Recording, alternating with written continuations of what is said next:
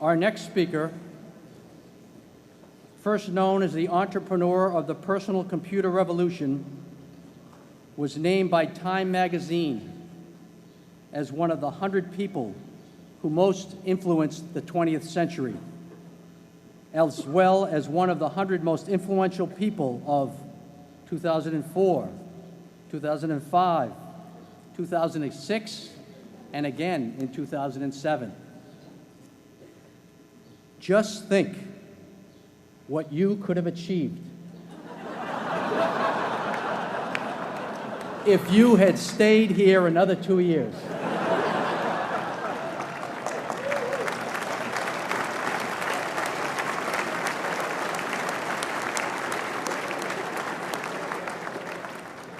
He enrolled at Harvard in the fall of 1973, keenly interested in computer science, but without a definite study plan.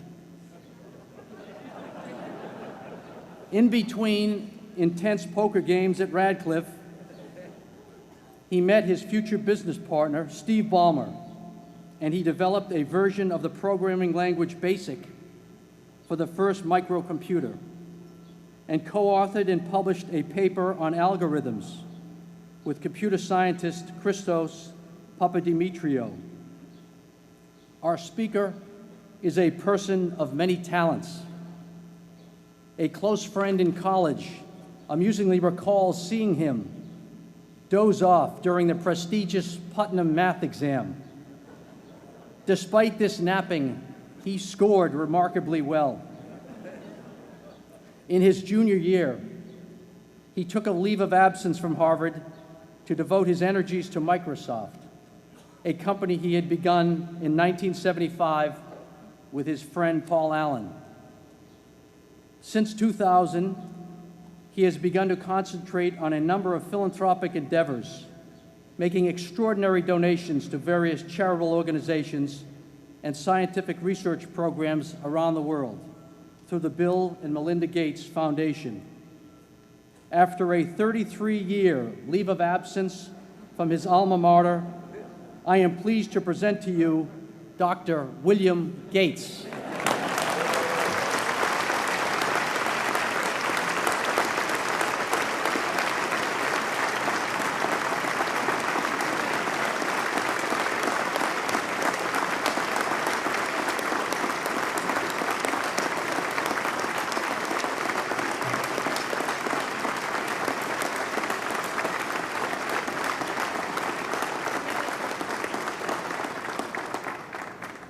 Thank you. President Bach, former President Rudenstein, incoming President Faust, members of the Harvard Corporation and the Board of Overseers, members of the faculty, parents, and especially the graduates. I've been waiting more than 30 years to say this. Dad, I always told you I'd come back and get my degree.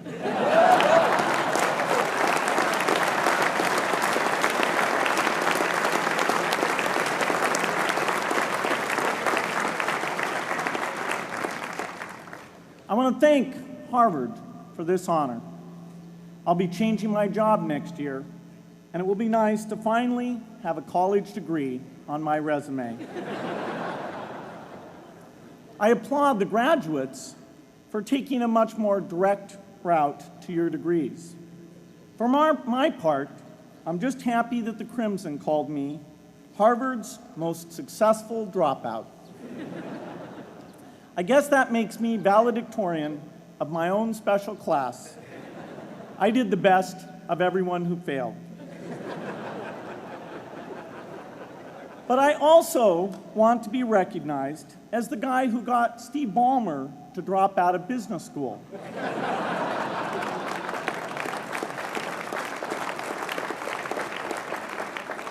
I'm a bad influence. That's why I was invited to speak at your graduation. If I'd spoken at your orientation, fewer of you might be here today.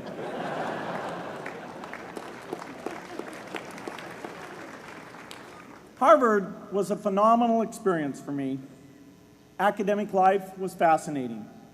I used to sit in on lots of classes that I hadn't even signed up for. And dorm life was terrific. I lived up at Radcliffe in Currier House. There were always a lot of people in my dorm room late at night discussing things because everyone knew that I didn't worry about getting up in the morning. That's how I came to be the leader of the antisocial group. We clung to each other as a way of validating our rejection of all those social people. Radcliffe was a great place to live. There were more women up there, and most of the guys were math science types. The combination offered me the best odds, if you know what I mean. That's where I learned the sad lesson that improving your odds doesn't guarantee success.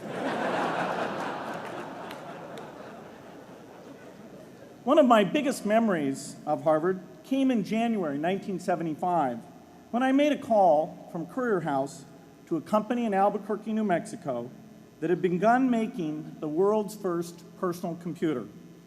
I offered to sell them software. I worried they would realize I was just a student in a dorm and hang up on me. Instead, they said, "We're not quite ready. Come see us in a month," which was a good thing because we hadn't written the software yet. From that moment, I worked day and night on the extra credit project that marked the end of my college education and the beginning of a remarkable journey with Microsoft. What I remember above all about Harvard was being in the midst of so much energy and intelligence. It could be exhilarating, intimidating, sometimes even discouraging, but always challenging. It was an amazing privilege, and though I left early, I was transformed by my years at Harvard, the friendships I made, and the ideas I worked on. But taking a serious look back, I do have one big regret. I left Harvard with no real awareness of the awful inequities in the world, the appalling disparities of health and wealth and opportunity that condemn millions of people to lives of despair. I learned a lot here at Harvard about new ideas in economics and politics. I got great exposure to the advances being made in the sciences. But humanity's greatest advances are not in its discoveries, but in how those discoveries are applied to reduce inequity.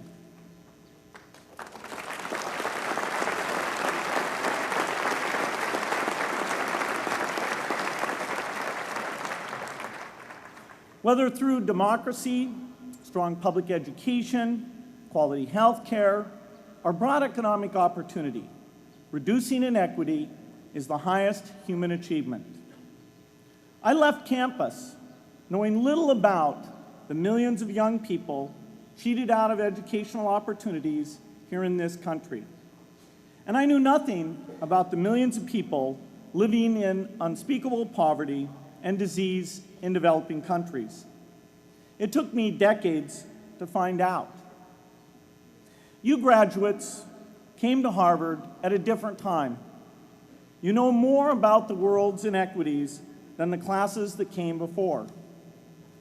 In your years here, I hope you've had a chance to think about how, in this age of accelerating technology, we can finally take on these inequities and we can solve them. Imagine, just for the sake of discussion, that you had a few hours a week and a few dollars a month to donate to a cause. And you wanted to spend that time and money where it would have the greatest impact in saving and improving lives. Where would you spend it?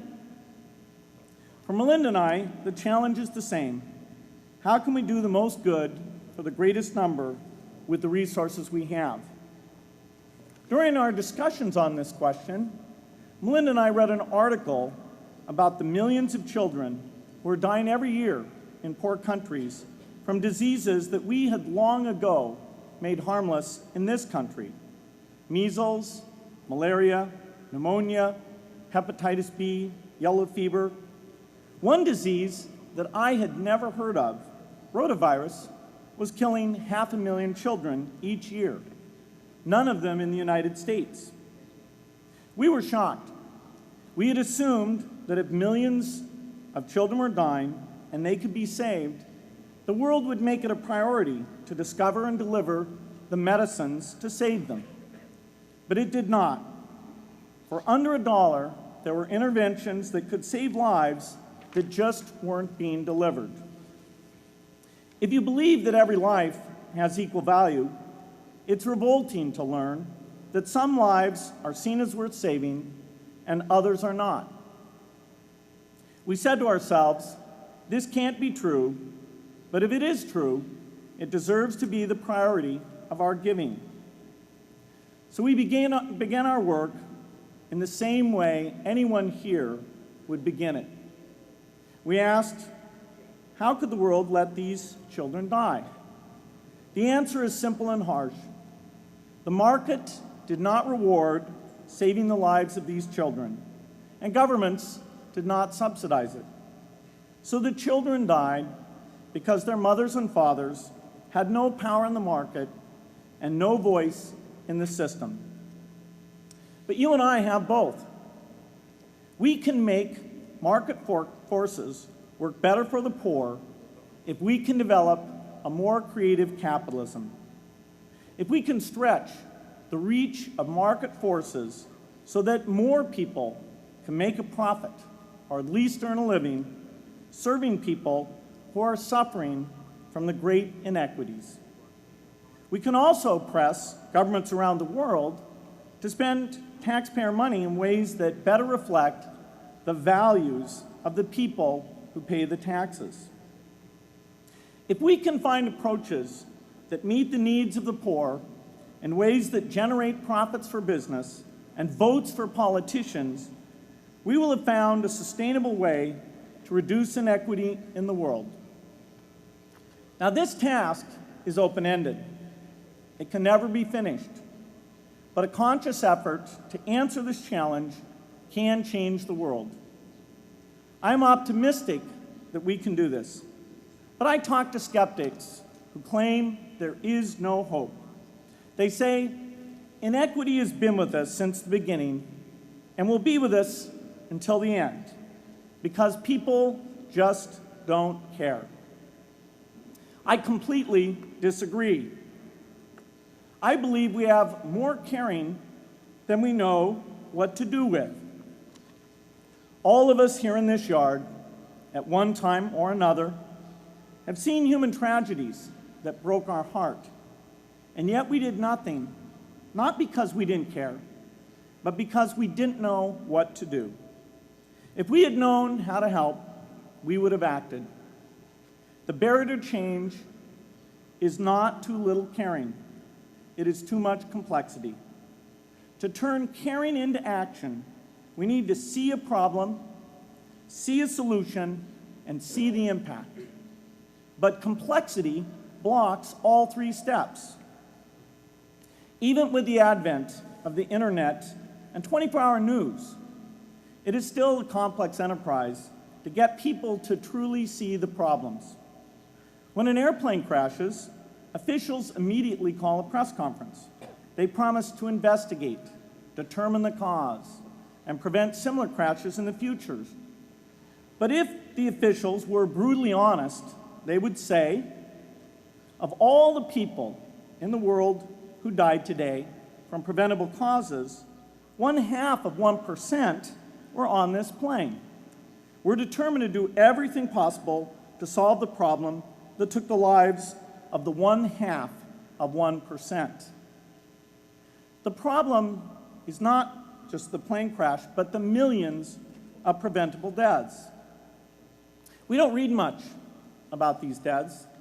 The media covers what's new, and millions of people dying is nothing new. So it stays in the background. where it's easy to ignore. But even when we do see it or read about it, it's difficult to keep our eyes on the problem. It's difficult to look at suffering if the situation is so complex that we don't know how to help. And so we look away. If we can really see a problem, which is the first step, we come to the second step, cutting through the complexity to find a solution. Finding solutions is essential if we want to make the most of our caring. If we have clear and proven answers anytime an organization or individual asks, "How can I help?" then we can get action, and we can make sure that none of the caring in the world is wasted. But complexity makes it hard to mark a path of action for everyone who cares, and makes it hard for their caring to matter. Cutting through complexity to find solutions runs through 4 predictable stages: determine a goal, find the highest impact approach, deliver the technology ideal for that approach, and in the meantime, use the best application of technology you already have, whether it's something sophisticated like a new drug or something simple like a bed net. The AIDS epidemic offers an example. The broad goal, of course, is to end the disease. The highest leverage approach is prevention. The ideal technology would be a vaccine that gives lifelong immunity with a single dose. So governments, drug companies, and foundations are funding vaccine research. But their work is likely to take more than a decade. So in the meantime, we have to work with what we have in hand, and the best prevention approach we have now is getting people to avoid risky behavior.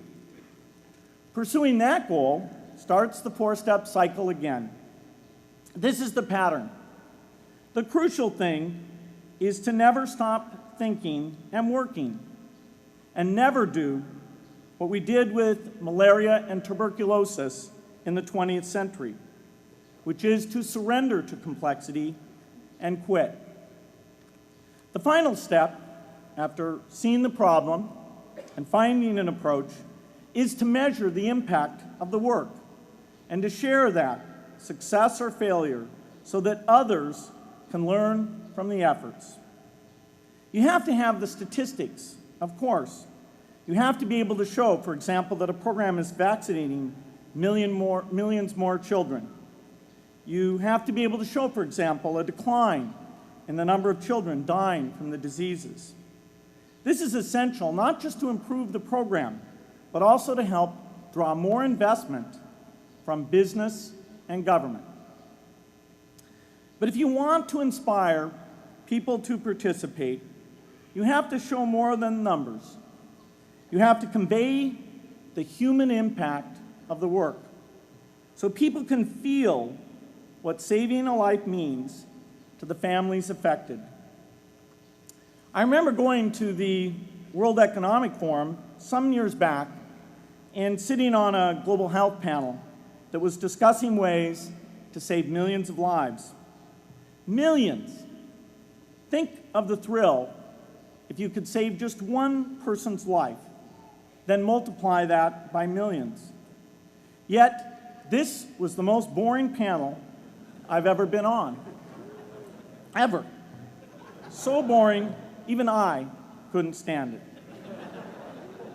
What made that experience especially striking was that I had just come from an event where we were introducing version 13 of some piece of software, and we had people jumping and shouting with excitement. I love getting people excited about software, but why can't we generate even more excitement for saving lives? You can't get people excited unless you can help them see and feel the impact.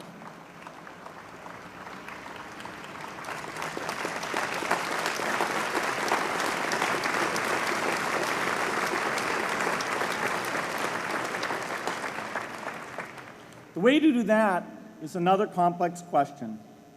Still, I'm optimistic. Yes, inequity has been with us forever, but the new tools we have to cut through complexity have not been with us forever. They are new. They can help us make the most of our caring, and that's why the future can be different from the past. The defining and ongoing innovations of this age, biotechnology, the personal computer, and the internet, give us a chance we've never had before to end extreme poverty and end death from preventable disease. 60 years ago, George Marshall came to this commencement, and he announced a plan to assist the nations of post-war Europe. He said, I quote, "I think one difficulty is that the problem is one of such enormous complexity that the very mass of facts presented to the public by press and radio make it exceedingly difficult for the man in the street to reach a clear appraisement of the situation. It is virtually impossible at this distance to grasp at all the real significance of the situation." 30 years after Marshall made his address, which was 30 years ago, as my class graduated without me, technology was emerging that would make the world smaller, more open, more visible, less distant. The emergence of low-cost personal computers gave rise to a powerful network that has transformed opportunities for learning and communicating. The magical thing about this network is not just that it collapses distance and makes everyone your neighbor. It also dramatically increases the number of brilliant minds we can bring in to work together on the same problem. And it scales up the rate of potential innovation to a staggering degree. At the same time, for every person who has access to this technology, 5 people don't. That means many creative minds are left out of this discussion. Smart people with practical intelligence and relevant experience who don't have the technology to hone their talents or contribute their ideas to the world. We need as many people as possible to gain access to this technology because these advances are triggering a revolution in what human beings can do for one another. They are making it possible, not just for national governments, but for universities, corporations, small organizations, and even individuals to see problems, see approaches, and measure the impact of their efforts to address the hunger, poverty, and desperation George Marshall spoke of 60 years ago. Members of the Harvard family, here in the yard is one of the great collections of intellectual talent in the world. For what purpose? There is no question that the faculty, the alumni, the students, and the benefactors of Harvard have used their power to improve the lives of people here and around the world. But can we do more? Can Harvard dedicate its intellect to improving the lives of people who will never even hear its name? Let me make a request of the deans and the professors, the intellectual leaders here at Harvard. As you hire new faculty, award tenure, review curriculum, and determine degree requirements, please ask yourself, should our best minds be more dedicated to solving our biggest problems? Should Harvard encourage its faculty to take on the world's worst inequities?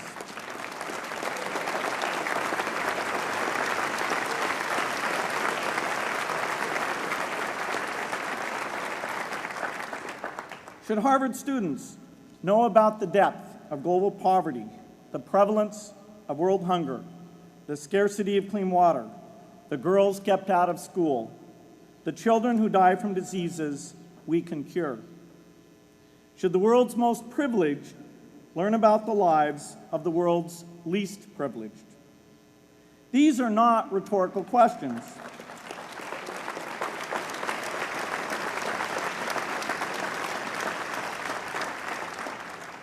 You will answer with your policies.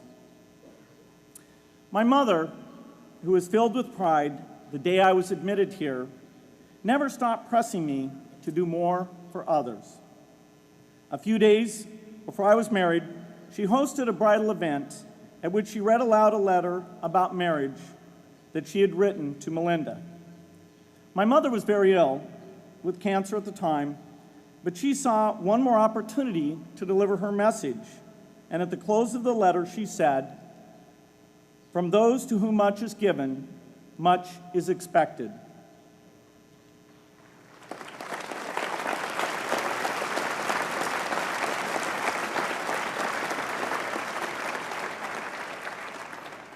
When you consider what those of us here in this yard have been given in talent, privilege, and opportunity, there is almost no limit to what the world has a right to expect from us. In line with the promise of this age, I want to exhort each of the graduates here to take on an issue, a complex problem, a deep inequity, and become a specialist on it. If you make it the focus of your career, that would be phenomenal. But you don't have to do that to make an impact. For a few hours every week, you can use the growing power of the internet to get informed, find others with the same interests, see the barriers, and find ways to cut through them. Don't let complexity stop you. Be activists. Take on big inequities. I feel sure it will be one of the great experiences of your lives. You graduates are coming of age in an amazing time. As you leave Harvard, you have technology that members of my class never had. You have awareness of global inequity, which we did not have.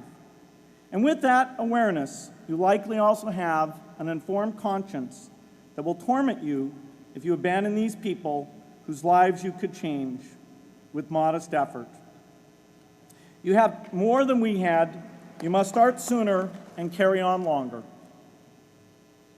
And I hope you will come back here to Harvard 30 years from now and reflect on what you have done with your talent and your energy. I hope you will judge yourselves not on your professional accomplishments alone, but also on how well you have addressed the world's deepest inequities, on how well you treated people a world away who have nothing in common with you but their humanity. Good luck.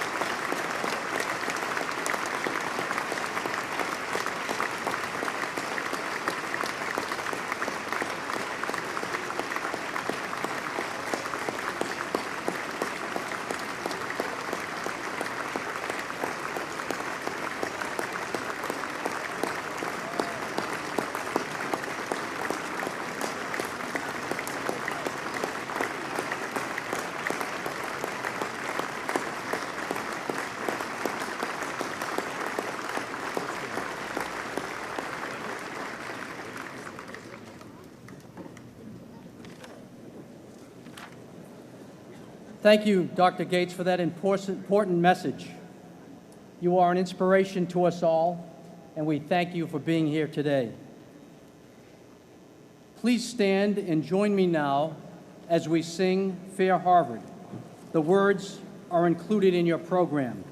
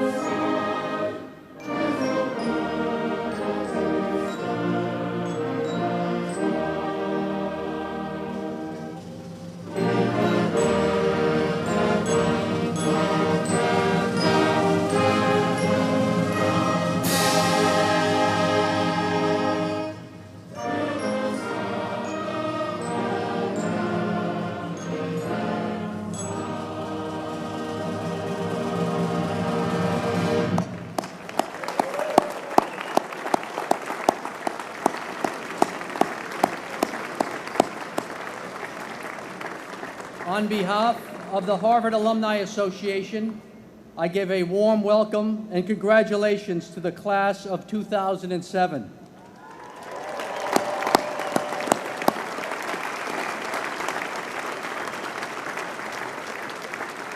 I hope you will return often to Cambridge and will remain engaged with our university through the many activities offered by the HAA and the Harvard clubs around the world.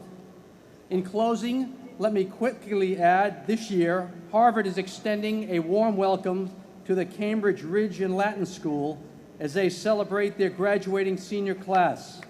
This ceremony will be held right here, beginning at 6:30.